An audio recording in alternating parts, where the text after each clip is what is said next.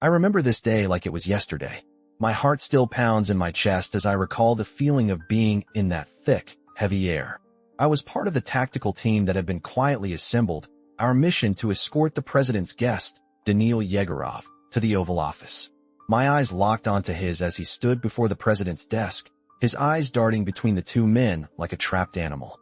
The room was a pressure cooker, the weight of the nation's future bearing down on everyone in it. The president, a man I'd sworn to protect, looked like he was shouldering the world. Yegorov, on the other hand, seemed like a man with something to hide. His eyes, usually a piercing blue, had a hint of panic in them, a nervous energy that made my gut twist. I could feel the president's gaze on me, his eyes asking a silent question. Can I trust this man?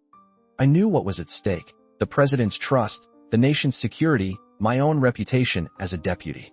My mind was racing, processing every detail, every twitch, every nuance of Yegorov's body language. I was trained to read people, to know when they were hiding something. And what I saw in Yegorov's eyes sent a shiver down my spine. My hand instinctively went to the grip of my gun, a habit formed from years of duty. I could feel the weight of my tactical vest, the familiar shape of my sidearm beneath it. My ears were tuned to the silence, the only sound the soft hum of the air conditioning and the steady beat of my own heart. I was on high alert, my senses on fire as I watched Yegorov's every move, waiting for any sign that something was off. I'm not going to sugarcoat it. This wasn't a storybook moment. This was real life, with real people and real consequences. My gut's still churning thinking about it. I was in the briefing room, surrounded by the heavy wooden table and the sterile fluorescent lights that cast an unforgiving glare on every face. I'd seen my fair share of tense moments, but this one had a way of making my heart pound like a sledgehammer in my chest. Daniil, the president's economic advisor, stood at the podium, his eyes fixed on the charts and graphs behind him. The air was thick with anticipation, like the seconds ticking down to a storm. And then it hit. The president's eyes narrowed, his gaze piercing like a hunting rifle on target. I felt my skin prickle, my mind racing with the implications. Something was off, and the president's instincts were screaming at him to dig deeper. The room fell silent, the only sound the soft hum of the air conditioning and the president's low, even tone. Tell me, Daniil, what's the real story here? The words hung in the air like a challenge, a gauntlet thrown down. My eyes locked onto the president's, and I knew we were all on the precipice of something big. The room seemed to shrink, the walls closing in on us like a vice. My mind was racing, thoughts swirling like a tornado. What did it mean? What was hidden beneath the surface? The president's eyes were on Daniil now, their intensity a palpable force that seemed to reverberate through every molecule in the room. Time stood still, the only movement the president's slow, deliberate nod. I stood frozen, my eyes locked on the scene unfolding before me. My partner, Steve, and I had been called in to investigate a serious financial discrepancy at the White House, and now we were face to face with the president himself. Daniil, some low-level aide, was sweating bullets, his eyes darting around the room like a trapped animal. I could feel the air thickening with tension, my gut twisting into knots. Daniil's voice cracked as he spoke.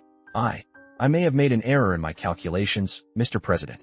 The words hung in the air, a pitiful attempt at deflection.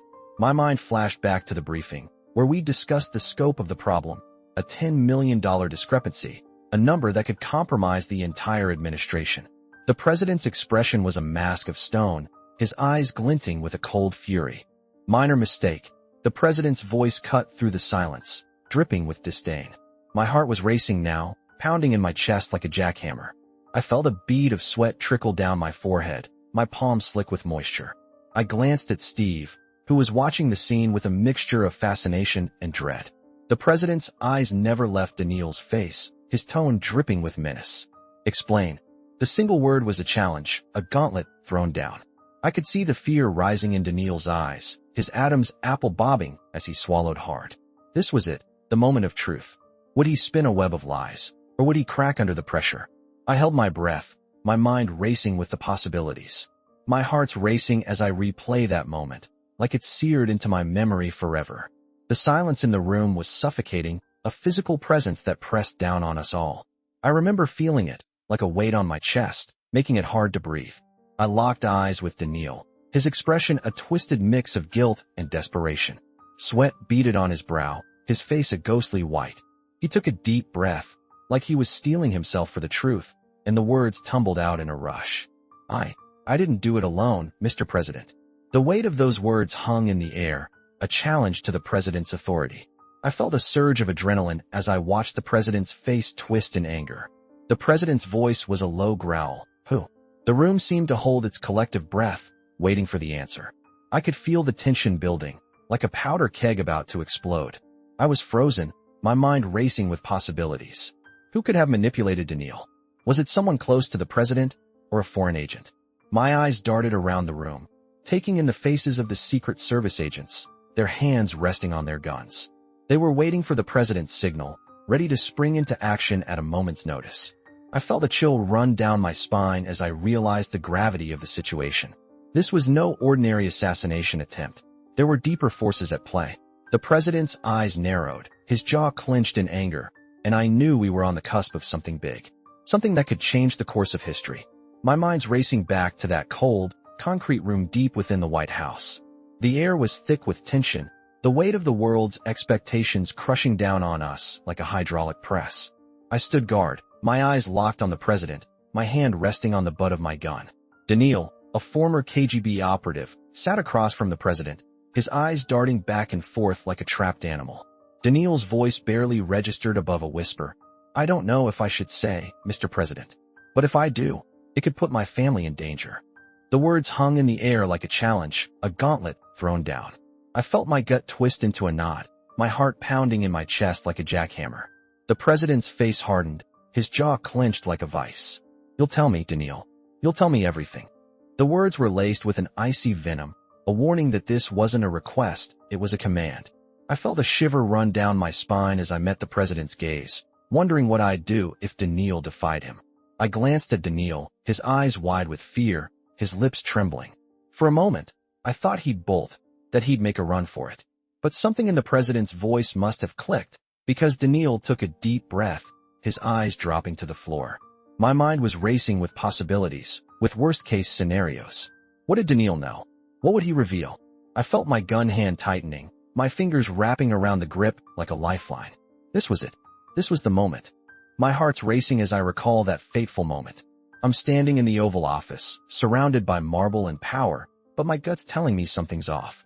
We're all huddled around the president's desk, the tension palpable like a physical presence. I glance at Daniil, his eyes darting between me and the president, his voice barely above a whisper. It's the vice president, Mr. President. He's been using his influence to embezzle funds and cover his tracks. And I think he's going to kill me if I don't silence me. The words hang in the air like a challenge. My mind's racing, trying to process the magnitude of what I'm hearing. Embezzlement? Corruption?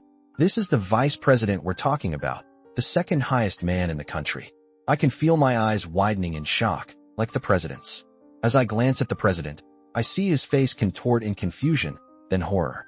His eyes lock onto mine, and I know he's thinking the same thing I am. This is huge. This is the kind of scandal that can bring down an administration. I remember the sound of my own breathing, loud and ragged, like I'm hyperventilating. My heart's pounding in my chest, and my mind's racing with questions. What's the vice president's motive? How deep does this corruption go?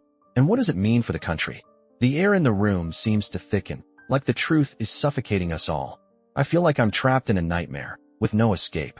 The president's voice snaps me back to reality, his words barely above a whisper. What do you mean, Daniil? He asks, his eyes locked onto the informant's.